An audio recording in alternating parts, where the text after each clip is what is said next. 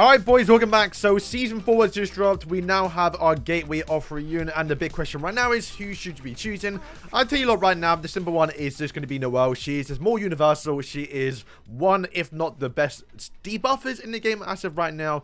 But in Charmy as well, it is a very, very good DPS. I think maybe a bit better in PvE and like some boss fights as well. But essentially, she's a character that takes a bit of work to get around to.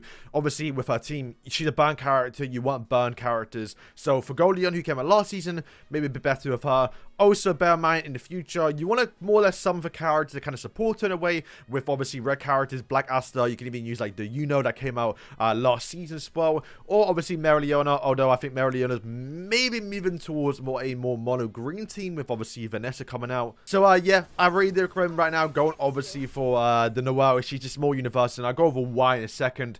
If you've done your summons and you've happened to pull both of them, who should you be going for? Once again, it's going to be Noelle as well. If you don't know what this Noelle does and why she's so good and why you want to dupe her out, of course, is because when, as you can see right now, when you do get the 2-star awakening, you're going to apply a debuff at the start of the battle for 1 turn that actually increases damage taken debuff on all enemies for 1 turn. It's yeah, a very, very good actual passive. And if you look at the duplicate levels, you can see this is the passive she gets, like I just said already. But when it does go towards obviously 5-star, the only thing she gains, it's the exact same passive, it just adds onto it. Doesn't really buff up the extra turn, doesn't buff up the percentage, it's just the exact same. And what this does do is upon taking damage, it's going to inflict continuous HP recovery removal, which is kind of what the blue Charmy does, which is not in every game. You rarely, not really, but you're not going to find too much of this continuous HP recovery, and it's not like the end all be all. You don't really care too much about it. So yeah, getting the character to 2-star is generally quite fine.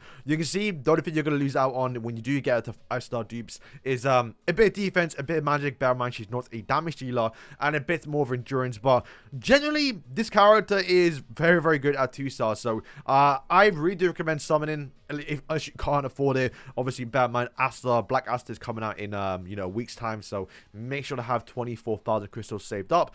But if you have any leftover currency, maybe try your hand at getting a few Noelles, because yeah, she is a good character, the character you want to get duped out. And I guess I'm kind of lucky when I did my summons, my 20 summons, I got her twice, so she's currently 1-star, and I can get one more copy of her through the gateway of reunion. So of course for me, I will be obviously making sure I do get that actual one as well. But to go over the Charmy, she's quite a complicated character, right? I mean, we didn't really go over too much of Noelle's skills, but you can see why she's so good. She's a very simple character. Extend debuffs, -1 SP.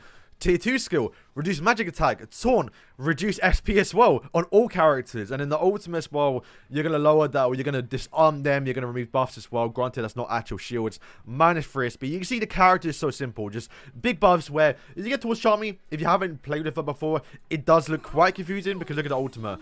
After 5 turns pass, you're going to inflict 60% attack on attack and magic as damage dealt, remove it. After applying at the start of every turn, you can increase the damage dealt by the pumpkin pie. Each side can only have 1 effect. You can see you can get like, it's a massive paragraph for 1 debuff.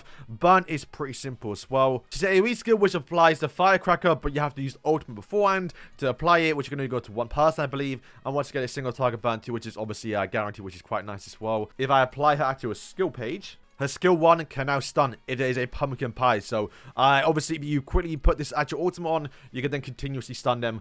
Guaranteed, right? But yeah, this is a single target skill that can guarantee stun. Kind of good. Definitely a character you want to get to 2-star again, because as you can see, when the pumpkin pie does remove, you're going to apply continuous burn onto all of the enemies for 2 turns, 2 of them as well, which can once again be very, very good for like burn teams and burn characters in the future. So if you want to use Charmy, then you're going to have to invest in a bit to her, so maybe guarantee her. As you can see, when you do get to 5-star, it's going to do the same effect, but then also at the start of turn, you're going to inflict continuous burn onto a random enemy for 2 turns, which applies 2 of them as well. Like, this is a crazy burn character to apply it. Plus, you're going to get a bit more speed, which is quite low, 99. Once again, testing them a bit on JP, and also just looking at their skills now in English.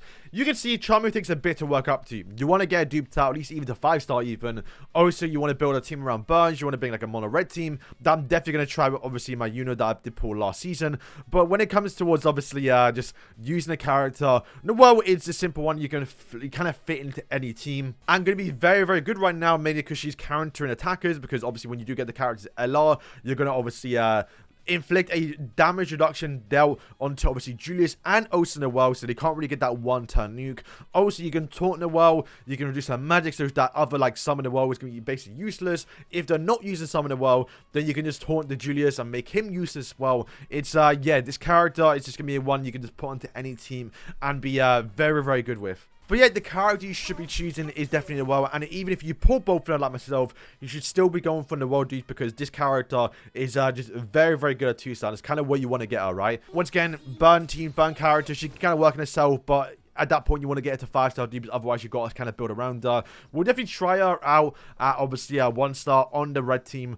Granted, we don't have the best red team right now with obviously Magnus not out, we don't have Black Asta, and we don't have Witch Queen. Like, she's a character that's going to age quite well, but as of right now, you're going to get more value out of obviously the Halloween or party outfit Noelle. So boys, that is going to wrap up today's video. Let me know who you lot are choosing in the comments down below. I assume most people will be going for Noelle, but if you're not been keeping up to date about my videos or even just you know, these characters, then you may not know what each of the characters do. So hopefully the video did help out. So boys, thank you for watching, and yeah, peace.